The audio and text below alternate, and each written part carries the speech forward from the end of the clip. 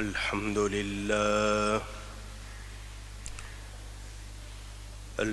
لله رب العالمين، والعاقبة للمتقين، والصلاة والسلام على رسوله سيد المرسلين، رحمة للعالمين،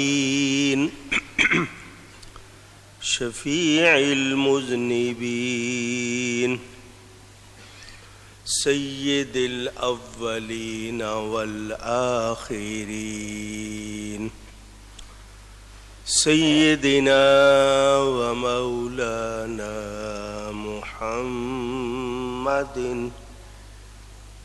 رسول رب العالمين، وعلى آله وصحبه أجمعين. أما بعد، فأعوذ بالله من الشيطان الرجيم. بسم الله الرحمن الرحيم.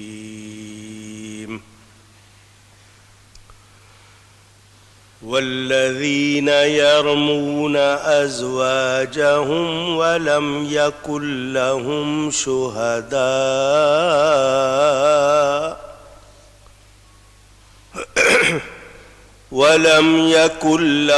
شهداء إلا أنفسهم فشهادة أحدهم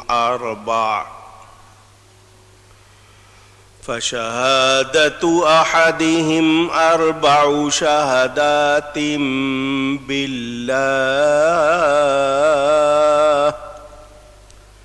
إنه لمن الصادقين. والخامسة أن لعنة الله عليه إن كان من الكاذبين. صدق الله العلي العظيم. محبت کے ساتھ ایک مرتبہ درود پڑھ لیجئے. اللهم صل على سيدنا ومولانا محمد معدن الجود والكرم وآله وصحبه وبارك وسلم. الصلاة والسلام عليك يا رسول الله، الصلاة والسلام عليك يا حبيب الله، الصلاة والسلام عليك يا رحمة للعالمين، وعلى آلك وأصحابك يا شفيع المذنبين.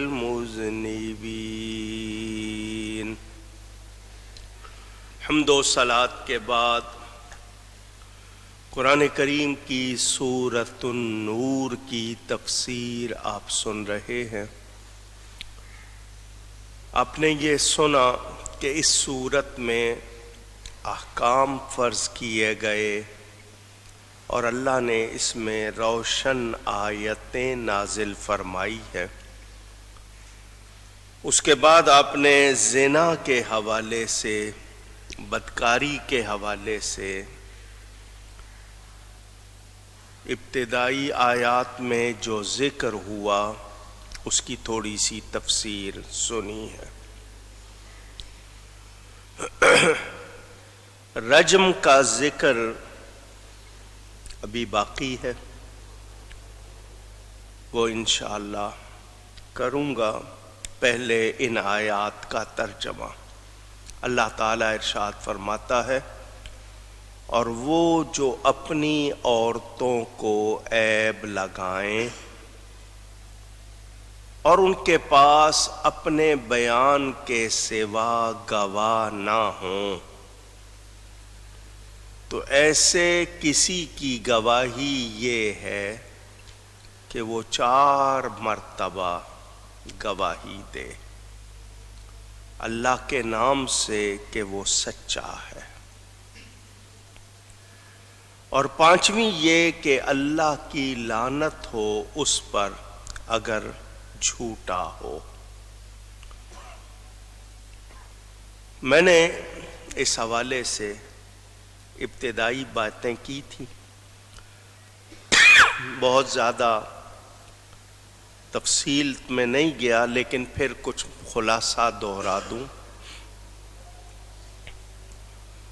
زنا کا ثبوت کہ عورت اور مرد نے بغیر نکاح کے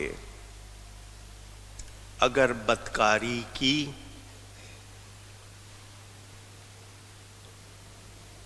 اور ان سے یہ گناہ سرزد ہوا، تو زنا کا ثبوت 4 گواہوں سے ہوگا جو دیکھنے والے یعنی چشمدید آئی وٹنسز، عینی گواہ ہوں، جنہوں نے اپنی آنکھ سے پورا دیکھا ہو۔ آپ نے شریعت کے احکام دیکھے، اکثر جگہ 2 گواہ ہیں،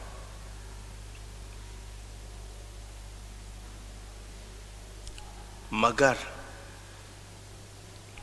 اس معاملے میں شریعت نے 4 گواہ مقرر کیے۔ گواہ کہتے ہی اس کو ہیں جس نے موجود ہو کر دیکھا سنا ہو۔ اگر کسی نے کسی پارسا عورت پر تہمت لگا دی، غالباً انگلش میں سلنڈر کہتے ہیں، سیریس یا سیویئر ایکوزیشن کہتے ہیں، زنا کی بدکاری کی تہمت لگا دے اور ثابت نہ کر سکے، تو اس پر حد قذف ہے، یعنی تہمت لگانے کی سزا ہے، اور یہ سزا 80 کوڑے ہیں۔ چوتھا یہ کہ ایسی تہمت لگانے والے کی آئندہ کبھی گواہی قبول نہیں ہوگی، وہ ہمیشہ کے لیے مردود الشہادت، عربی کے لفظ ہیں، یعنی ایسا ہو جائے گا کہ پھر اس کی گواہی نہیں لی جائے گی۔ 5ویں بات یہ کہ ایسا شخص فاسق ہے، نافرمان۔ 6 یہ کہ زنا میں صرف 2 مردوں کی گواہی جو عاقل ہوں، بالغ ہوں، قبول کی جائے گی۔ یہ سارے احکام پارسا عورت کو تہمت لگانے کے ہیں۔ محسنہ صاد کے ساتھ وہ عورت جو بالغ ہو، مسلمان ہو، آزاد ہو، ہوش والی ہو، زنا سے پاک ہو۔ جس عورت میں یہ خوبیاں نہیں، اسے زنا کی تہمت لگانے سے حد قذف واجب نہیں۔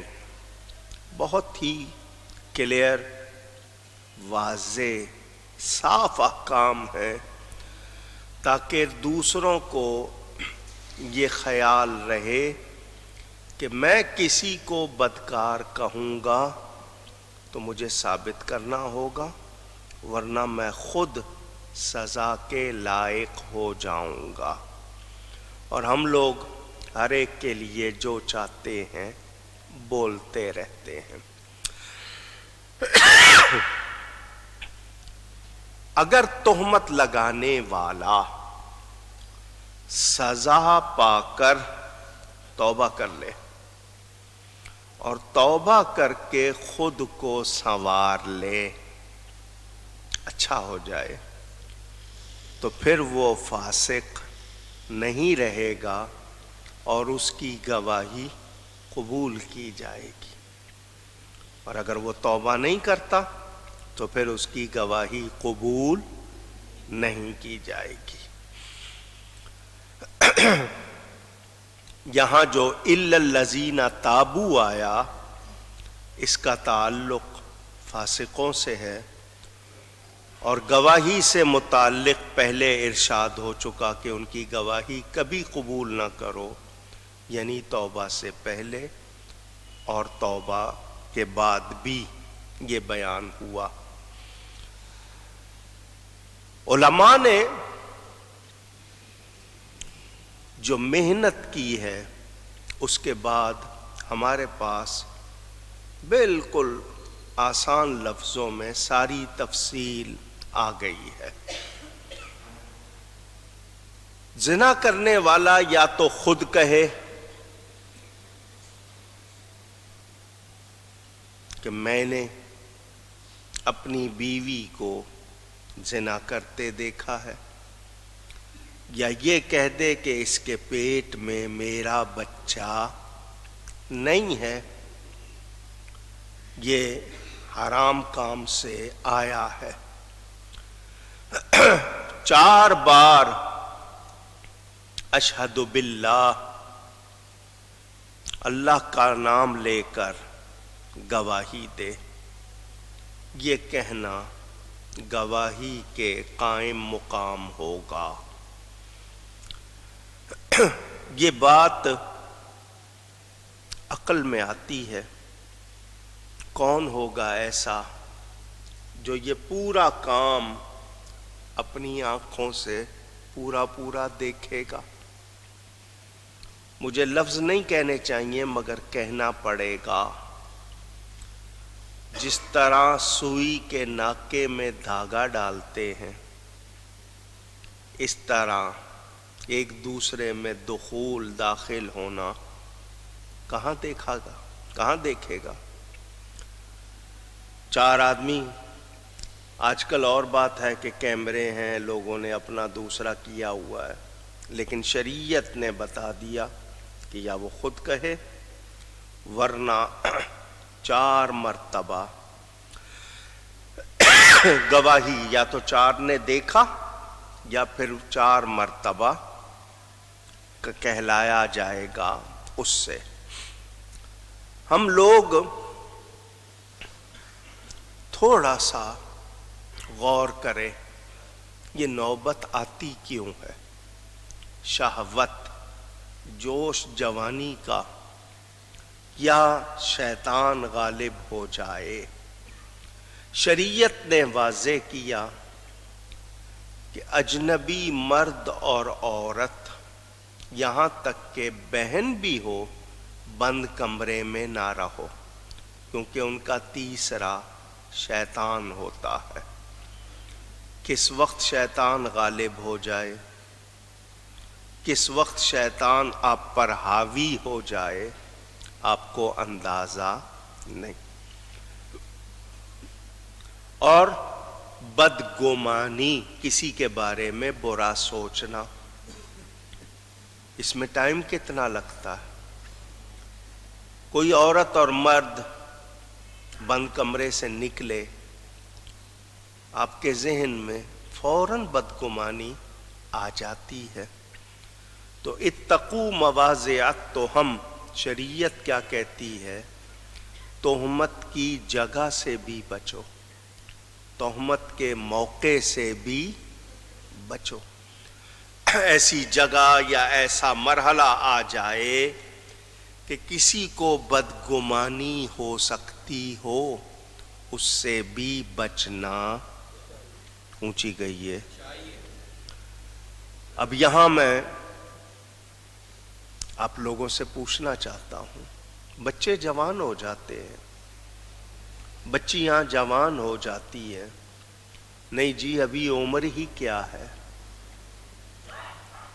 اور جی ابھی اپنے پاؤں پہ کھڑا نہیں ہوا ہے، ابھی یہ نہیں ہے، ابھی وہ نہیں ہے، آپ خود ان کے لیے گناہ کے راستے ہموار کرتے ہیں یا نہیں؟ پہلے وقت تھا، ٹیلی فون نہیں تھے، اتنی آسانیاں نہیں تھیں، یا اتنی خرابیاں نہیں تھیں، اب تو اور زیادہ مصیبتیں ہیں۔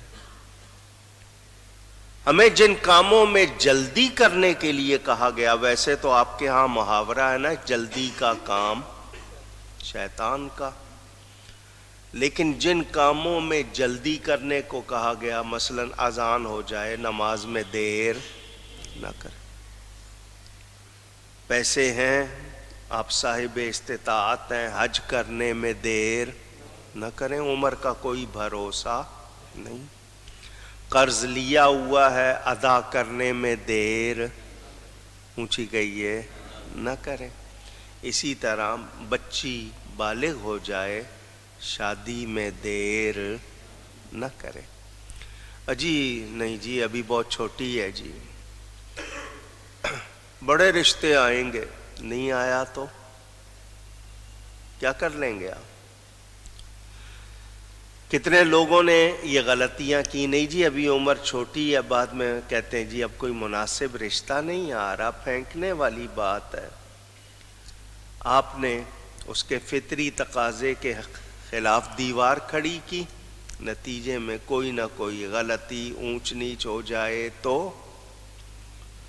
اچھا ایک بات، اب دوسری بات بھی مجھ سے سن لیں، ہے تو کڑوی مگر کرنی ہے، شادیاں مہنگی کر دیں، کیا کر دیں؟ اونچی گئی ہے،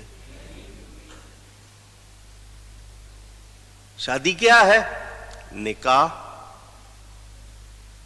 اور اس کے بعد لڑکے پر کیا ہے؟ ولیمہ، مسجد میں نکاح ہو، لڑکی والوں پر شریعت نے تو کوئی بوجھ رکھا ہی نہیں ہے، نسبت طے ہو جائے، اس کا بھی ذکر کر چکا ہوں، منگنی کے بعد کیا کیا سلسلے رہتے ہیں ہمارے ہاں، بچپن سے مانگ دیا، 6 سال، 5 سال، 4 سال، منگنی کے بعد لمبا عرصہ، ذہن بدل جائے، کچھ اور ہو جائے، پھر مسائل،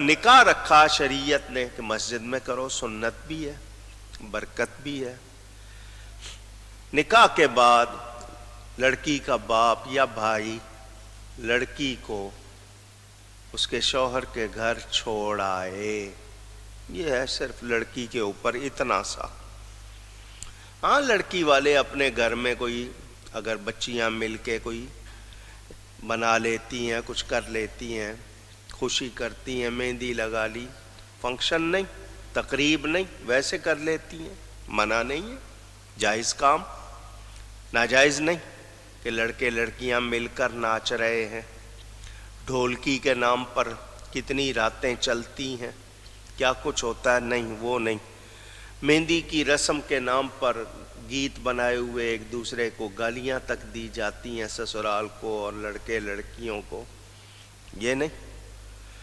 ڈانڈیا ہے جی لڑکی لڑکے مل کے ڈنڈے بجاتے ہیں ایک دوسرے کے ساتھ، نہیں، یہ شریعت اونچی گئی ہے نہیں ہے، شادی آسان ہونی چاہیے،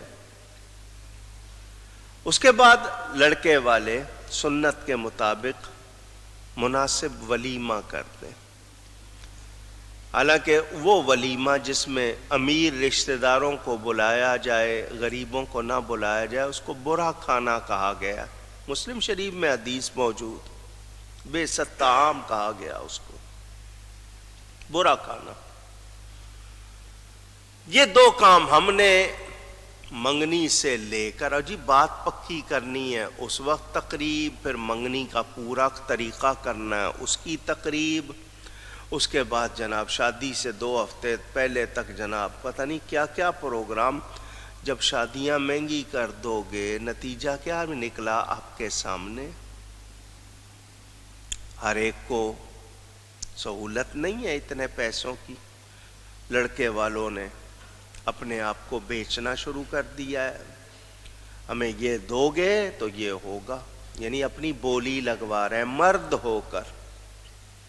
اچھا اس میں بھی غلط رسمیں، لڑکے کو سونے کی انگوٹھی پہنا دی جاتی ہے. سونا مرد کے لیے اونچی گئی ہے سوائے چند حالتوں کے. اس کی ناک ٹوٹ جائے ناک لگوا سکتا ہے سونے کی، بٹن سونے کے پہن سکتا ہے، اس کے ساتھ چین نہیں، صرف سونے کے بٹن پہننے ہوں وہ ضرورت ہے پہن سکتا ہے. جبہ پہنا ہے اس کی سنجاف کناری سونے کی لگا سکتا ہے، لیکن یہ نہیں کہ جی اس بہانے ہاتھ میں بریسلٹ پہن لیے، گلے میں چین پہنا ہوا ہے. لڑکے آج کل یہ سب کچھ کر رہے ہیں. تو جو سونے کی انگوٹھی پہناتے ہیں، میں اکثر کہا کرتا ہوں وہ کیوں پہناتے ہیں؟ وہ اس کو مرد نہیں رہنے دیتے، جب مردانگی نہیں دکھانا ہمارے غلام بن کے رہنا. ایک طرح سے وہ یہی حرکت کرتے ہیں اور لڑکا بڑی خوشی سے قبول کر لیتا ہے. تمہیں زیادہ مہنگی انگوٹھی اگر دے رہے ہیں تو ہیرے کی دے دیں، مگر سونے کی انگوٹھی مرد کو پہننا جائز نہیں ہے. ناجائز کام سے آپ ابتدا کر رہے ہیں.